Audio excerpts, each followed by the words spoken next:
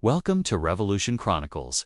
If you enjoy powerful, untold stories from history, don't forget to like, share, subscribe, and hit the bell icon so you never miss a story tonight. We bring you a haunting piece of America's past, the disturbing case of a boy only 15 years old who was forced to become both brother and father in 1937. Now let's step back in time and hear his story. In the cold winter of 1937. America was still trying to shake off the heavy shadow of the Great Depression. Families across the country carried quiet scars of hunger, loss, and broken hopes. And even though the cities hummed with the noise of industry again, out in the small towns, the dirt roads, the farmhouses tucked away between fields, life was still a fight for survival. Many fathers had lost work during the Depression, and many never found their footing again. Some vanished from their families in shame, some drowned their regrets in cheap bottles, and others simply gave up, leaving their wives and children to carry the burden. Life in these places was not written in books or remembered in polished speeches, but lived day to day, one meal at a time, one hard winter at a time, one long silence after another. This is where the story begins, with a boy named Henry.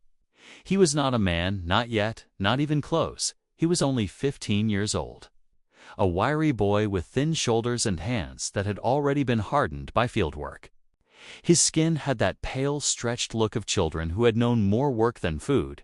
His eyes were older than his years, the kind of eyes that had looked too often at grown-up sorrows. He lived with his mother Ruth in a weather-beaten house on the edge of a small, unnamed town, the sort of place that barely appeared on maps. They had nothing but a roof, a leaking one at that, and the land that had long ago stopped giving enough harvest to keep them full. Henry's father had left to winters earlier. He was a restless man who could not stand the weight of poverty on his shoulders, and when the last harvest failed, he disappeared down the road with nothing more than a suitcase and a muttered promise to return someday. That day never came. Ruth never spoke his name again, and Henry never asked. But the silence around his father's absence hung heavy over the house like smoke that never cleared. Ruth was left alone with her children, Henry and the youngest baby, Thomas, who had been born just before their father vanished. Ruth loved her children fiercely, but love alone does not fill empty stomachs. She scrubbed laundry for neighbors, worked odd sewing jobs, and took in scraps of charity when pride allowed. But with each passing year, she looked more worn, her hands cracked from endless washing, her face lined with fatigue. Henry often watched her at night when she thought no one could see, shoulders bent, head in her hands, whispering prayers to a God she was not sure still listened by. Thomas was 2 years old, a wide-eyed boy with a shock of light hair who toddled after Henry wherever he went. For Thomas, Henry was more than a brother. He was protector, playmate, caretaker, and comfort. For Henry, it was the same. He had not chosen it, but he was already filling the place of a father. Each morning before the sun rose, he would carry Thomas on his hip. As Ruth started work, he fed him oatmeal. When there was enough to go around, he taught him how to walk steady. He rocked him to sleep in the long nights when Ruth's exhaustion collapsed her into bed too early. Sometimes, when Thomas cried in the dark, Henry would hold him close, whispering promises he did not know how to keep, that he would always be there, that he would never leave. Like their father, had the townsfolk noticed, though they never said much out loud. In small towns, people see everything. They saw Henry at the market bargaining fiercely for a few cents cheaper on flour. They saw him hauling firewood with Thomas strapped to his back. They saw him walking with a serious face, a child carrying another child. And, though some whispered with pity, most just shrugged. Life was hard everywhere, and each family had its crosses to bear. The year turned cruel. That winter, heavy snow buried the roads, cold winds cut through the thin walls of their house. The firewood pile shrank faster than it should have, and Ruth's health weakened under the strain. She coughed often, her face pale against the glow of the stove. Henry worried, but had no time to voice it. He spent his days trudging to neighbors' farms asking for work in exchange for scraps of bread or coal. Sometimes he came back empty-handed, sometimes he came back with enough for one meal, and always. He came back with weary arms carrying Thomas, who never seemed to stop clinging to Jim. In February, Ruth fell ill. A fever set in, and she grew too weak to rise from bed. Henry tried everything. He boiled herbs neighbors swore by. He kept the fire alive. He prayed, though he had little faith left. The days stretched long with her coughing and Henry's fear growing heavier until one night she pressed his hand into hers and whispered words that changed his life forever. She told him to take care of Thomas. She said it, not as a request but as a command, as if she knew she was leaving him, and that the burden of fatherhood would fall squarely on Henry's thin shoulders. By dawn, Ruth was gone, her face peaceful, her body still. Henry sat beside her, unable to cry, unable to move. The house was quiet, except for the small sounds of Thomas stirring awake in the next room, calling out for Mama, but Mama would never answer again. Henry rose with trembling legs, walked to his brother, and lifted him into his arms. He did not know what to say. He was only 15. His heart was breaking. His mother was gone, his father was long vanished, and in that cold moment, Henry understood he was no longer just a brother. He was now a father, to the funeral. With a few neighbors gathered, the preacher spoke with the usual words about rest and heaven. Henry stood stiff, holding Thomas, who squirmed against his chest. The boy did not understand why Mama was lying so still, why everyone's faces were drawn so tight. Henry did not have the heart to explain. He only held him closer and whispered again and again, "It's all right. It's all right. I'm here." After that day, the real struggle began. Henry had no choice but to grow up faster than any boy. Should he dropped out of school, he picked up every odd job he could, chopping wood, hauling water, mending fences for a coin here, a loaf of bread there. Thomas needed milk, shoes, clothes, a roof. Henry provided in whatever way he could. Some nights, he went hungry so Thomas could eat. Other nights, he worked until his hands bled. When neighbors asked why he did not send Thomas to a distant relative, Henry shook his head. He would not give his brother away. Thomas was his blood, his responsibility. He would keep him safe if it broke him in the process. It was a cruel life, but a life nonetheless. Henry learned to bargain at the market like an old man. He learned to cook plain meals. He learned to soothe nightmares with stories he invented on this spot about heroes and fields that never went barren. He sang lullabies, though his voice cracked off key. He tucked Thomas in each night with the tenderness of both mother and father, and yet beneath it all, Henry carried a quiet rage. Rage at the father who had left, rage at the world that had taken his mother, rage at the weight of responsibility on his young shoulders when other boys his age laughed and played ball in the dusty roads. Henry stood apart, silent, watching with hollow eyes. He did not belong among them anymore. He had crossed some invisible line from childhood to manhood too early, and there was no way back. Still, he pressed on each day. He rose with Thomas's cry. Each night he laid him down with a promise. He stumbled and failed often, but he never quit in his own way. He became the father he had never known, tender when needed, strict when required, strong even when he felt himself breaking. This was the disturbing truth of the case in 1937. A boy, not yet a man, forced by life to become both brother and father. A boy who carried a child through hunger, through grief, through the long shadow of abandonment. His name was Henry. And his story, though forgotten in the pages of history, still whispers to us today of the quiet battles fought in small towns, the invisible heroism that never makes headlines. The way America was carried not only by men in suits or soldiers abroad, but by children forced to become parents long before their time.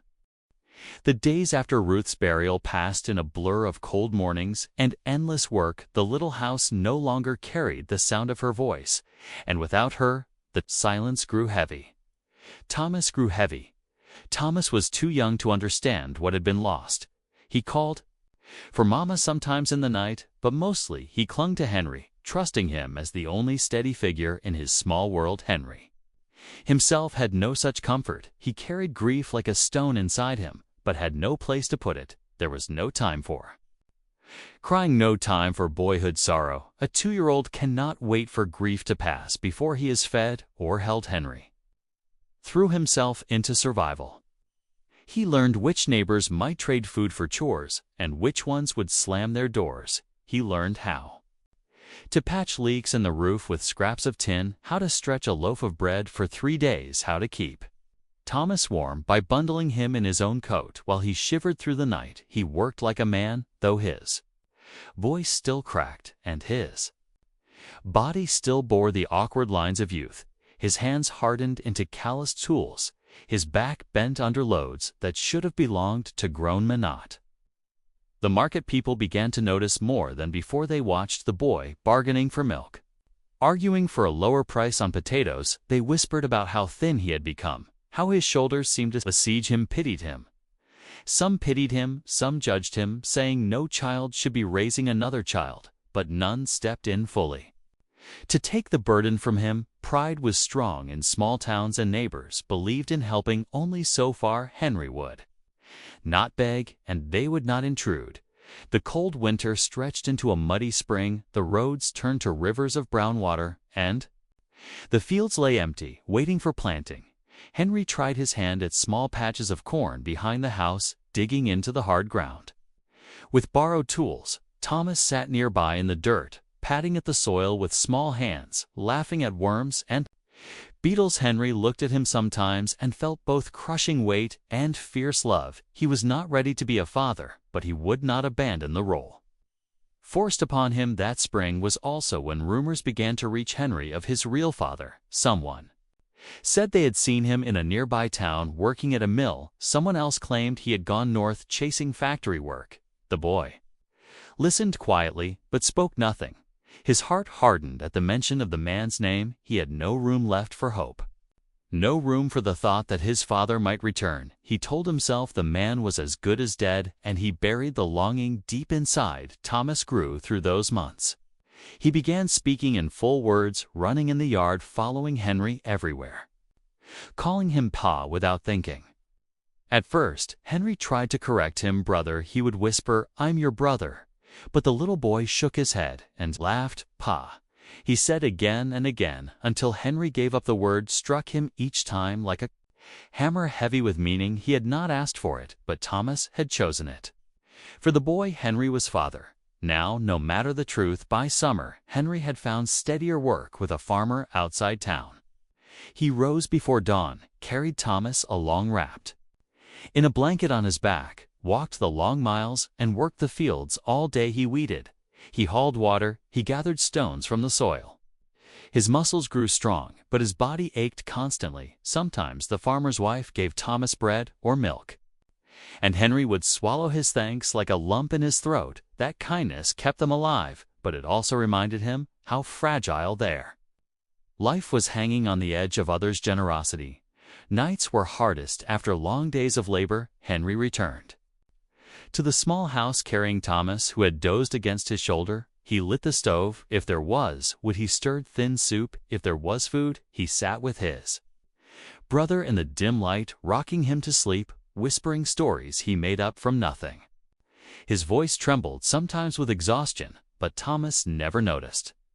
He believed every word, believed every promise that his father gave him. Loneliness pressed down on Henry. He missed school, not for lessons, but for the laughter, the chance to be a boy among boys. He saw other 15-year-olds walking in groups, playing games, courting girls, while he carried a child on his hip. The sight carved at him, but he kept walking, head down, jaw tight.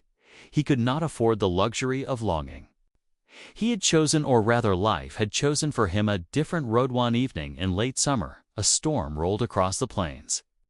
Black clouds gathered, fast winds shook the house, rain lashed through cracks in the roof.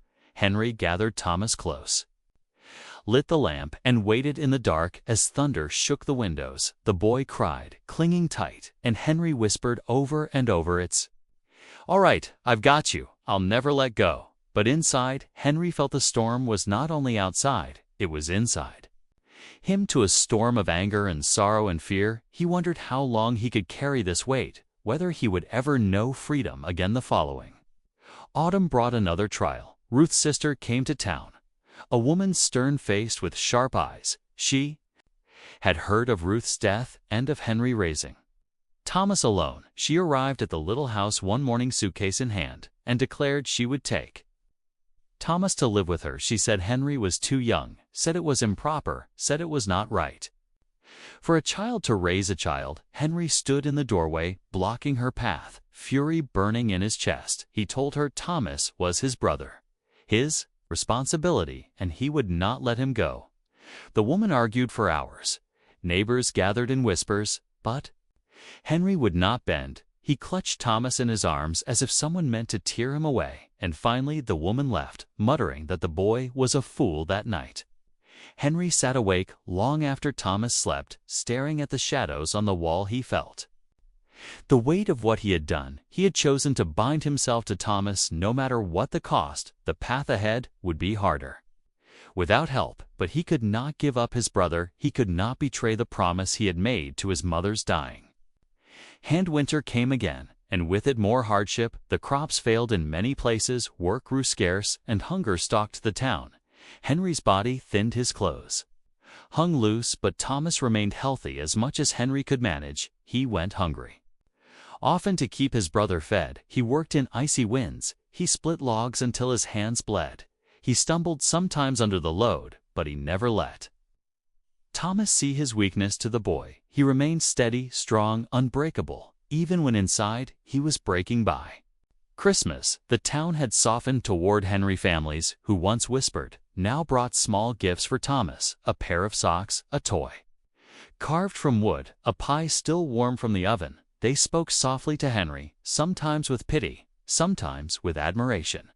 They had begun to see not just a boy, but a figure larger than his years, someone carrying a burden with quiet dignity. And yet, Henry himself could not see it. He saw only the endless struggle, the hunger, the loneliness, the ache in his heart that never left. He lay awake nights, listening to Thomas's small breaths, and wondered what future awaited them. Would he be trapped forever in this role? Would he ever have a life of his own? Or was he doomed to live out his years as a shadow of the father who had left? The disturbing truth of that year was this: Henry was still only 15 when it began, and 16 when it ended. But he had lived a lifetime. Already he had buried a mother, he had carried a child, he had fought off the world with nothing but his will. He was both brother and father, both boy and man. He was caught between childhood lost and manhood forced upon him, and there was no turning back. The new year crept in without celebration. For most families in town, there was at least some small cheer on New Year's Day, a gathering around a warm table, a few coins spent on sweetbread or a roast hen. But for Henry and Thomas, it was simply another day to endure. Henry rose before dawn, as always, carried Thomas on his back, and trudged out into the frost. His breath hung in the air as he walked the road past houses glowing with lamplight and laughter. He tried not to look through the windows, tried not to notice what other children had that his brother did not. He tightened his arms around Thomas and told himself that love had to be enough. The boy was 3 years old now, chattering constantly with a bright spark that sometimes made Henry smile in spite of himself. Thomas laughed easily. He pointed at birds, he sang little songs, he asked endless questions about everything he saw. Why is the sky blue? Why does the rooster crow? Why does the wind howl at night? Henry answered as best he could, often making things up just to satisfy the boy's wide eyes and eager mind. And though exhaustion weighed on him, those moments gave Henry a kind of strength too. He lived for them, for the way Thomas's small hand curled into his, for the way he looked up with complete trust. For Thomas, Henry was not a tired, broken youth. He was simply strong, steady, always there. Yet beneath that bond trouble brewed. Henry was 16 now, his body taller, stronger, but his face still carried The shadows of boyhood, he felt the tug of manhood, not just in his muscles, but in the longings he tried to ignore. He saw girls in town walking arm in arm, whispering behind their hands. He felt the ache of wanting companionship, wanting laughter, wanting someone to see him not as a weary caretaker, but as a boy, yet he had no room for such things. His life was bound to Thomas. There was no courting, no idle evenings, no dances under lantern light. When neighbors his age gathered, Henry was always absent, and if anyone wondered why, the answer was plain: he was at home rocking a child to sleep. The tension grew heavier when work became scarce again. The farmer who had given him steady labor laid off hands after a poor harvest. Henry searched day after day, knocking on doors, offering to do anything: mend fences, chop wood, haul water. Some said yes, most said no. The pennies he earned stretched thin, and food grew scarce again. He took to skipping meals more often, pretending he was full so Thomas could have the last crust of bread. His body grew thin, his eyes sunken, but he kept walking, kept carrying, kept pushing forward. Evening in early spring, hunger and weariness caught up with him. He collapsed while hauling a load of water. For a neighbor, Thomas cried out as Henry fell to the ground, clutching at his chest. People rushed to help, lifting the boy to his feet. They spliced bread into his hands, told him he had to eat. He had to rest, but Henry shook his head. He had no time to rest, no time to fall. He whispered only that Thomas must be fed. That moment spread through the town like a quiet fire. People began to speak of Henry not just as a boy, but as something else entirely. They called him devoted. They called him strong. But Henry himself felt only shame that he had fallen at all. Through those months, he carried on like a soldier in a war. No one saw the battlefields were muddy fields and empty cupboards. The wounds were blistered hands and hollow stomachs. The medals were the steady breaths of a child sleeping safe beside him. And though no one wrote his name in newspapers, though no historian marked his struggle, the quiet nobility of it lived on in the memories of those who saw him walk that road day after day. As summer came, Thomas grew even more lively, racing barefoot through the yard, his laughter ringing in the air. Henry watched him sometimes with a mixture of pride and sorrow, pride that he had kept him alive through so much sorrow, that he himself had been denied such a childhood. He could not remember the last time he had laughed freely. The weight of years pressed on him, though he was still a teenager. Neighbors sometimes forgot his age, speaking to him as if he were a grown man, and in truth, he felt older than his 16 years. He had lived through grief, hunger, and endless toil. He had carried another life on his shoulders since he was scarcely more than a child himself. He and fate was not done testing him. In late summer, Thomas fell ill. A fever burned through his small body, leaving him weak and pale. Henry panicked. The memory of his mother's last illness rose like a ghost before his eyes. He refused to leave Thomas's side. He fed him broth when he could. He bathed his forehead with cool cloths. He prayed, though his faith had long withered. He begged the boy to hold on, to keep fighting, to stay with him. Neighbors offered small remedies, herbs and teas, some useless, some barely helping. Henry tried them all, desperate for anything. For days Thomas hovered between life and death. His small chest heaved with shallow breaths, his eyes half closed. Henry sat at his side without sleep, his own body trembling from fear. He whispered stories. He sang softly. He held the boy's hand through every hour. When Thomas cried for Mama, Henry's heart split, but he answered with steady words, "I'm here, I'll never leave you." At last the fever broke. Thomas slept long and deep, and when he awoke, his smile returned. Weak but true, Henry nearly collapsed. With relief, he gathered the boy into his arms and wept. For the first time in years, tears fell freely down his face, soaking Thomas's hair. He wept for his mother, for his hunger, for his loneliness, for the burden, and for the love that kept him. Carrying it all, he wept until his body shook, and Thomas, small and confused, simply patted his back, whispering, "It's all right, Pa.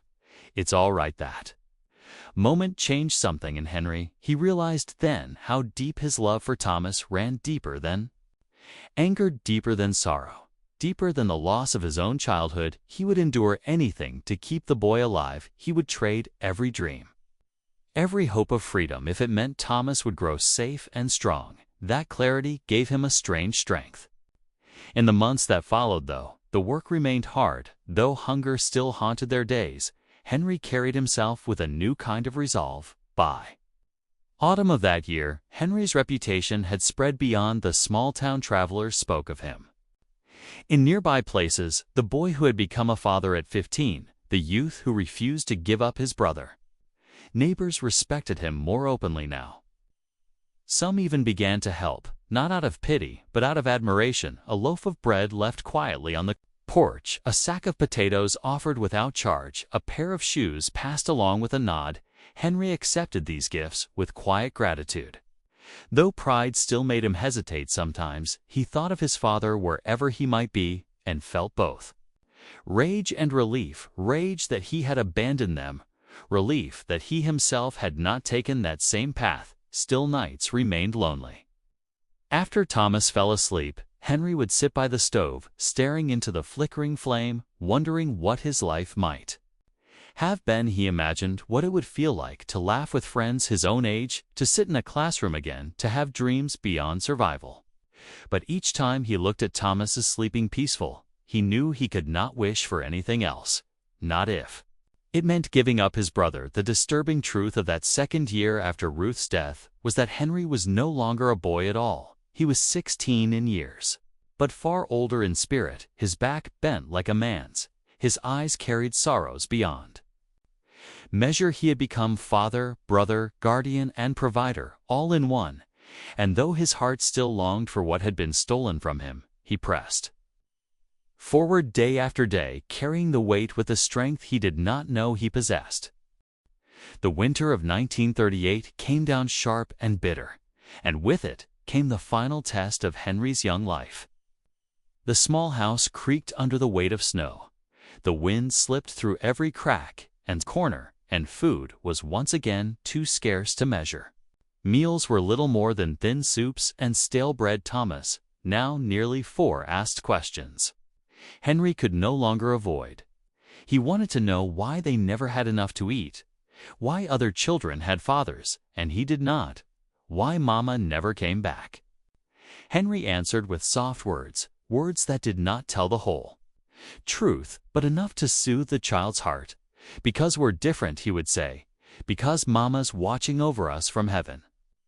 Because I'll always be here with youth boy. Accepted these answers, but Henry knew the day would come when Thomas would demand more than soft promises. That thought haunted him as much as the hunger did. How could he tell his brother the truth of their father's absence?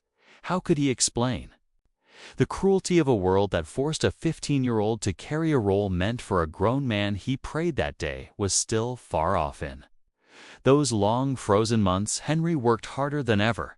He chopped wood until his arms ached. He shoveled snow for neighbors. He hauled sacks of coal that bent his spine. He did it all with Thomas bundled close by his side. When the boy's cheeks grew red with cold, Henry wrapped him tighter in blankets.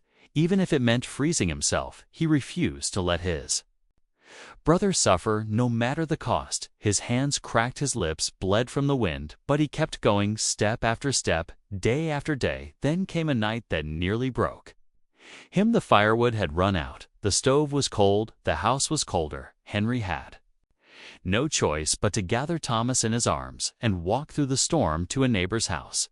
Snow whipped against his face, wind howled through the trees. His legs burned with each step, but he would not stop. Thomas whimpered against his chest. Half asleep, shivering, Henry whispered over and over, "Hold on, we'll be warm soon, don't let go."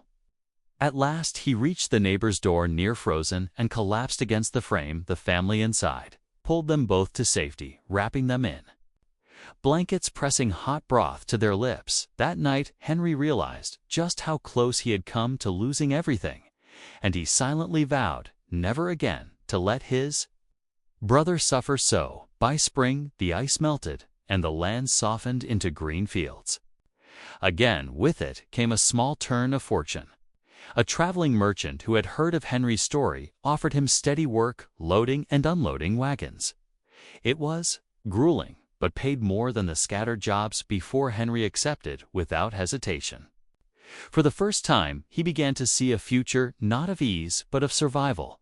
With more certainty, he saved every coin he could, buying shoes for Thomas, a new blanket for their bed, even a small wooden toy that made the boy laugh with delight. That laugh was worth more than any wage. As Thomas grew, so did his bond with Henry.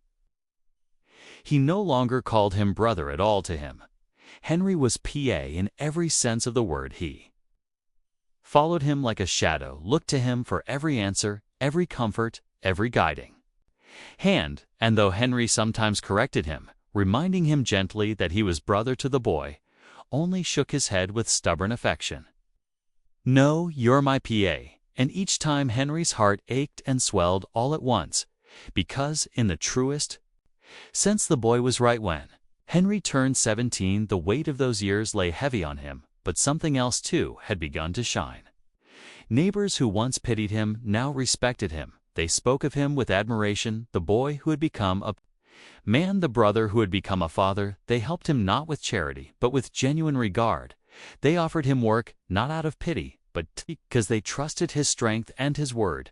In a town where reputation meant survival, Henry had built one forged by hardship and love. Still late at night, when Thomas was asleep, Henry sometimes sat by the window and let his thoughts wander. He wondered who he might have been if life had been different, if his father had stayed, if his mother had lived, if he had been allowed to finish school, laugh with friends, dream of more than survival. He would never know. He only knew the path he had walked, one he never chose, but one he never abandoned either. And though part of him mourned the boyhood he had lost, another part recognized something else. He had kept a promise to his mother. He had given Thomas a life he had not broken when the world tried to break him. The disturbing truth of the case was not only that Henry had been forced into fatherhood at 15, it was that he had carried it with a devotion and strength that many grown men could not have matched. He had lived through hunger, through storms, through illness and grief, and still he had stood steady for his brother. He had been boy and man both at once, a strange and painful in between. And though history would not write his name in great books, though no monument would mark his struggle, his story belonged to the quiet heroes of America, those who bore impossible burdens in silence, those who kept families alive through nothing but willpower and love. By the summer of 1939, Thomas was 5 years old, strong, laughing, full of life. Henry watched him run barefoot through the grass, chasing butterflies, his hair shining in the sun, and for a moment he let himself smile. He had done it against all odds. He had carried his brother from helpless infancy into a childhood of laughter. He knew the years ahead would still be hard. He knew the burden would never truly end. But in that moment, the sun warm on his face, the sound of Thomas's laughter ringing in his ears, Henry felt something he had not in years. He felt hope. And that is the memory left of him, a boy of 15 who became a father, a brother who refused to abandon his blood, a story whispered in towns, remembered by neighbors, carried quietly through time. The disturbing case of 1937 is not just tragedy, but testament to the strength of love in the harshest years of America's past, when fathers walked away and mothers were lost, when hunger stalked and storms pressed down. Still, there were children who stood tall, who bore impossible weight, who became men before their time. Henry was one of them, and though the world may forget his name, his story remains etched in the heart of history.